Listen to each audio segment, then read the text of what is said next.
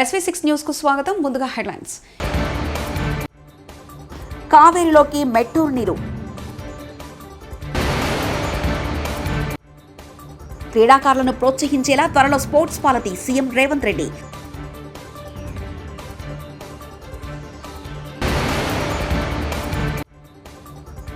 సామాజిక మాధ్యమాలలో వ్యక్తిత్వ హసనం జరుగుతుంది కేటీఆర్.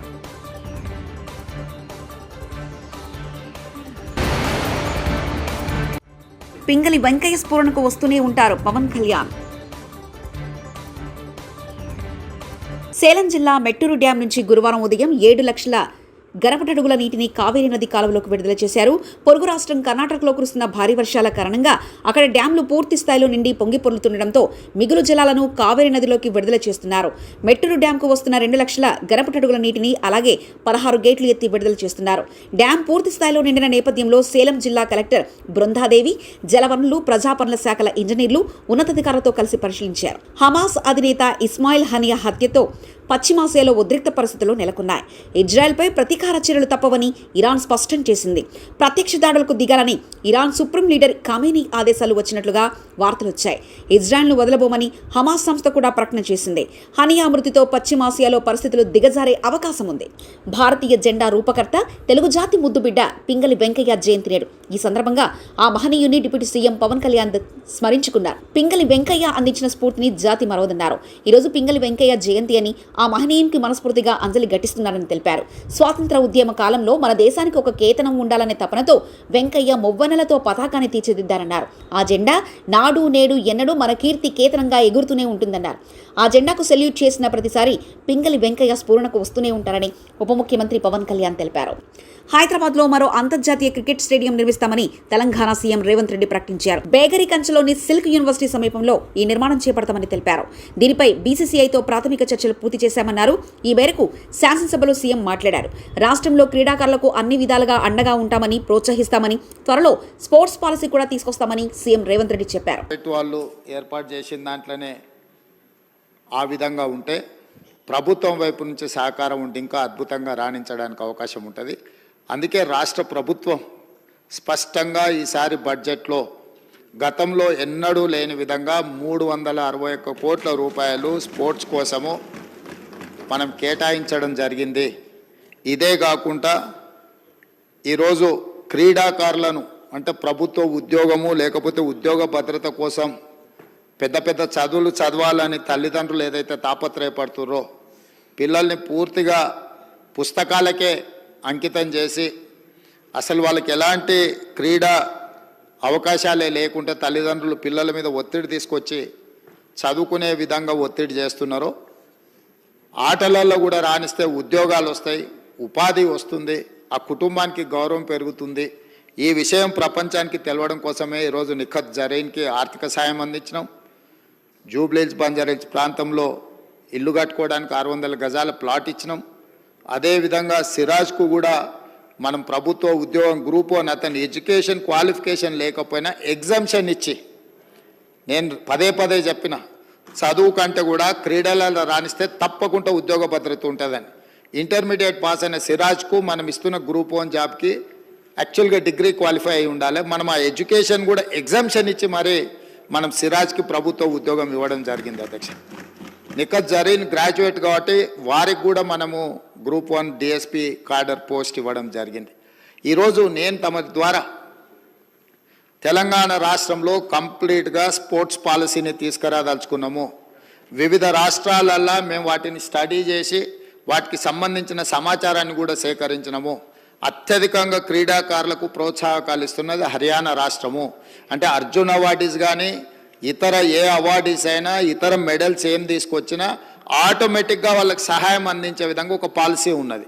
అంటే ఆర్థిక సహాయం కావచ్చు, లేకపోతే ఇల్లు కట్టుకోవడానికి కావచ్చు, లేకపోతే వాళ్ళకు ప్రభుత్వంలో ఉద్యోగాలు ఏ స్థాయి ఏ మెడల్ వస్తే ఏ విధంగా వాళ్ళకి ప్రభుత్వంలో ఉద్యోగ అవకాశాలు కల్పించాలనో హర్యానా స్టేట్లో బెస్ట్ పాలసీని అడాప్ట్ చేసుకున్నారు. అధ్యక్ష మేము అందుకే ఈరోజు హర్యానా, పంజాబ్, ఇతర ప్రాంతాలలో బాక్సింగ్ రిలేటెడ్ కానీ అదర్ రిలేటెడ్ క్రీడలలో రాణించిన వాళ్ళకి ఏ విధంగా ప్రభుత్వం ప్రోత్సాహకాలు ఇస్తున్నదో వాటన్నిటిని కూడా మేము స్టడీ చేస్తున్నాం. వచ్చే సమావేశాలలో స్పోర్ట్స్ పాలసీని సభలో చర్చకు పెట్టి మిత్రుడు బీజేపీ ఎమ్మెల్యే గారు ఏదైతే సలహా చెప్పినరో స్పోర్ట్స్ స్టేడియంలను కూడా ప్రోత్సహించడానికి ఈరోజు ప్రభుత్వం దాని మీద ప్రత్యేకంగా దృష్టి పెట్టినాం.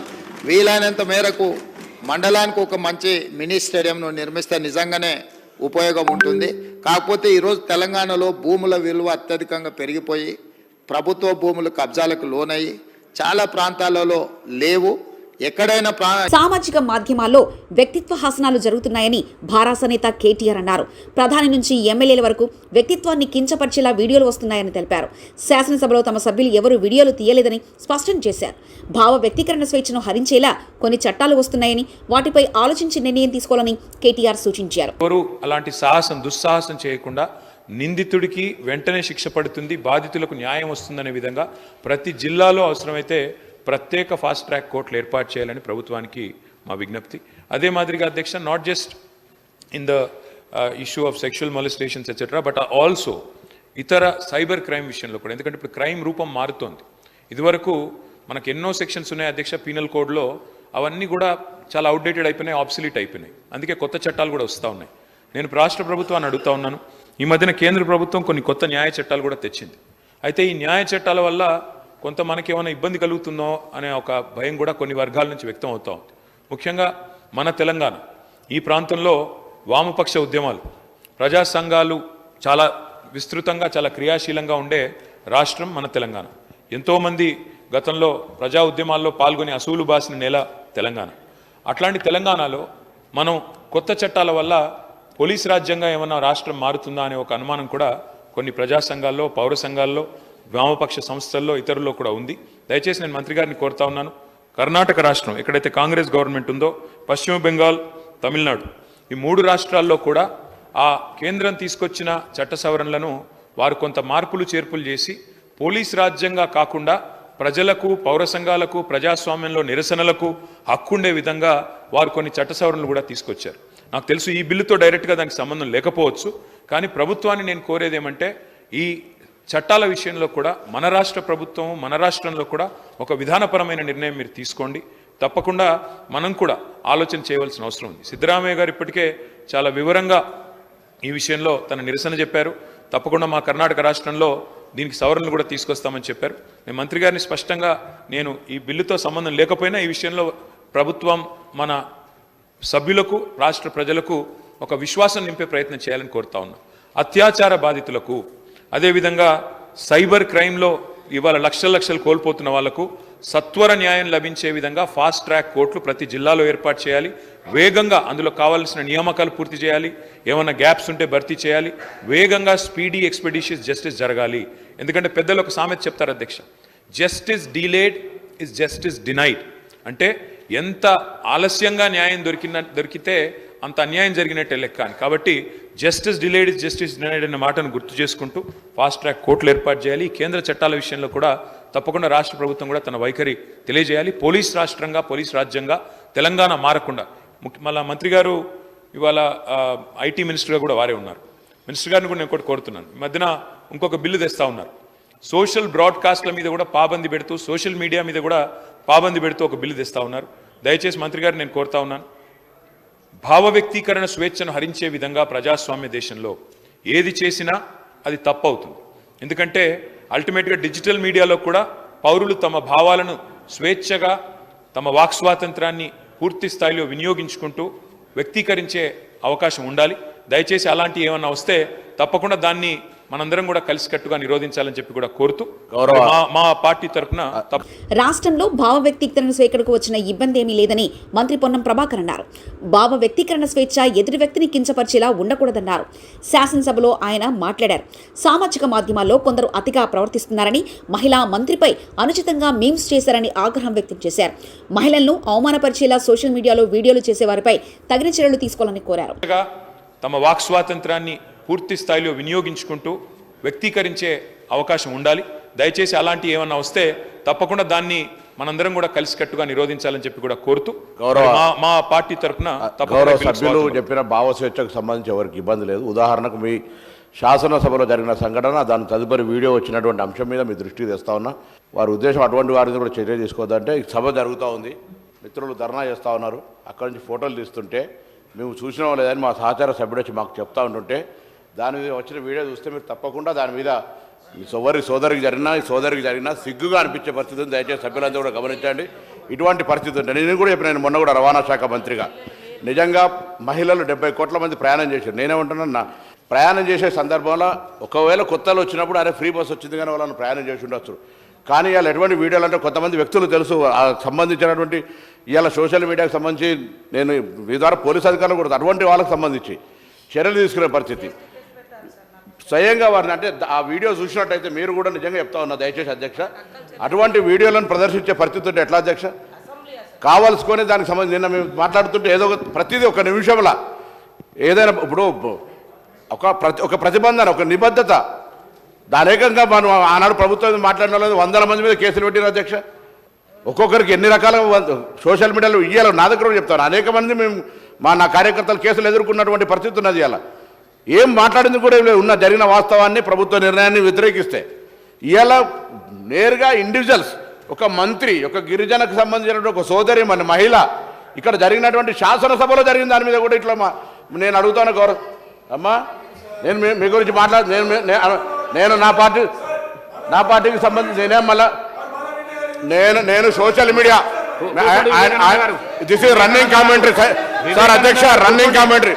నేను గౌరవ సభ్యుడు మాట్లాడిన అంశం మీద నేను రవాణా శాఖ మంత్రిగా ఉమ్మడి విశాఖ జిల్లా స్థానిక సంస్థల వైఎస్ఆర్సీపీ ఎమ్మెల్సీ అభ్యర్థిగా బొత్స సత్యనారాయణ ఎంపిక చేసిన పార్టీ అధ్యక్షులు వైఎస్ జగన్మోహన్ రెడ్డి ఉమ్మడి విశాఖ జిల్లా నాయకుల అభిప్రాయాలు తీసుకున్న తర్వాత బొత్సాని ఎంపిక చేశారు వైఎస్ జగన్.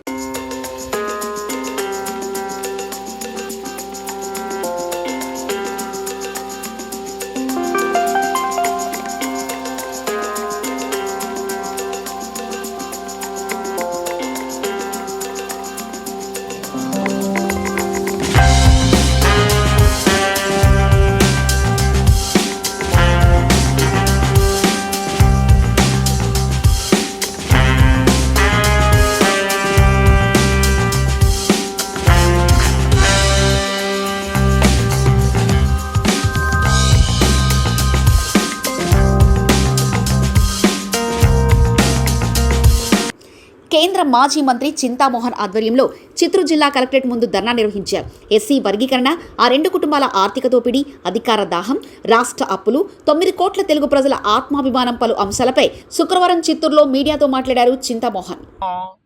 నా మిత్రుడు కుమారుడు జగన్మోహన్ రెడ్డి వైసీపీ ప్రభుత్వంలో దళితులకు అన్యాయం జరిగింది, దళితులకు మోసం జరిగింది, జగన్ దళిత ద్రోహిగా మారాడు.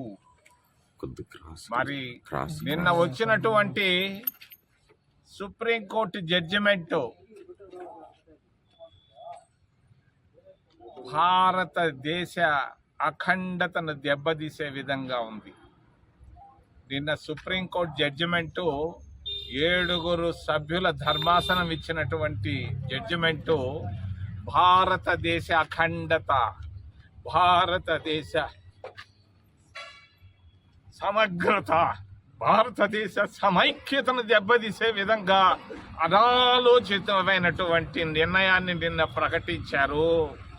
మరి జడ్జిమెంటు దీని ప్రభావం రాబోయే 10 సంవత్సరాల్లో భారతదేశాన్ని బలహీనపరిచే విధంగా ఉంటుంది. అనాలోచితమైనటువంటి భారత సుప్రీంకోర్టు ఇచ్చినటువంటి ధర్మాసనం ఇచ్చినటువంటి జడ్జిమెంట్ భారతదేశ అఖండతను, సమైక్యతను, సమగ్రతను దెబ్బతీసే విధంగా ఉంది. ఆందోళనకరంగా ఉంది.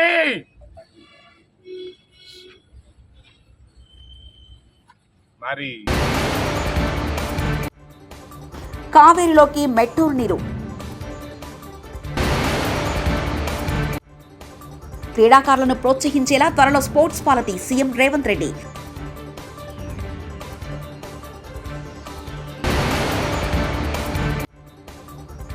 సామాజిక మాధ్యమాలలో వ్యక్తిత్వ హసనం జరుగుతుంది కేటీఆర్.